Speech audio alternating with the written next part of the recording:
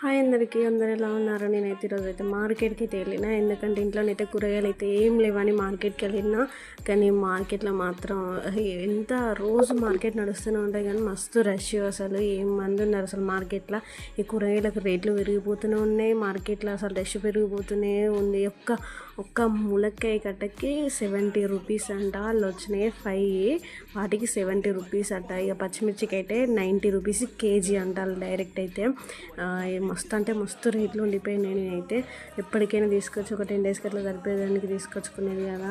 నేను ఈసారి అయితే కొన్నే తీసుకొచ్చిన కూరగాయలు, ఎందుకంటే రేట్లు మాత్రం వాసిపోతాయి. అసలు ఏం అర్థం కావట్లేదు. ఇక టమాటా పచ్చడి కూడా పెడదాం అన్నట్టు టమాటాలు అయితే ఒక 4 కేజీస్ తీసుకొచ్చిన. టమాటా మాత్రం తక్కువ రేటు, 10 రూపీస్ కేజీ ఉంది మార్కెట్లో మాత్రం.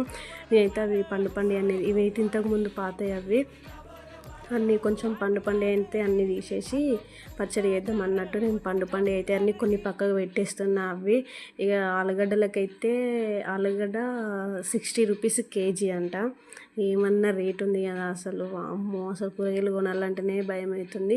కూరగాయలు పెట్టుకునే రేట్ నాన్ వెజ్ అయితే వస్తాయి అంటే, కానీ రోజు అయితే నాన్ వెజ్ తినలేము కదా మనం.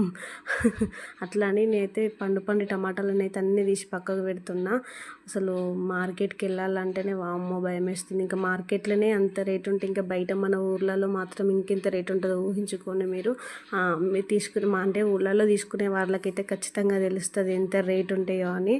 ఆలుగడ్డలు అయితే 60 రూపీస్ అంట గాయస్. నేనైతే కవర్లు అంటే నేను ఒకటే కవర్లో తీసుకొచ్చిన అన్ని. నా దగ్గర కవర్లు ఉన్నాయని సపరేట్ అయితే పెట్టుకుంటాను నేను, వాటిని కట్టుకొని. నా దగ్గరనైతే కూరగాయలు దాదాపు 1 మంత్ దాకా అట్లా వస్తాయి నేను ఫ్రిడ్జ్లో పెడితే. ఎందుకంటే మంచిగా నీట్గా పెడతా అన్నట్టు. 1 వీక్ ఇట్లా కూరగాయలు అయిపోతుంటే అవి తీసి మళ్ళీ కవర్స్ చేంజ్ చేసుకుంటూ పెడతా, కాబట్టి ఎక్కువ రోజులు ఉంటాయి కూరగాయలు ఖరాబు కాకుండా.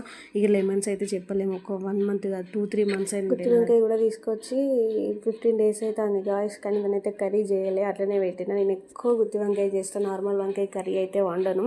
ఎందుకంటే నార్మల్ వంకాయ వాతమ్మని అంటారు కదా, అట్లా నేనైతే వంకాయ కర్రీని చేయను. అంటే ఎప్పుడో ఒకసారి గుత్తి వంకాయ బాగుంటాయి అన్నట్టు చేస్తాను.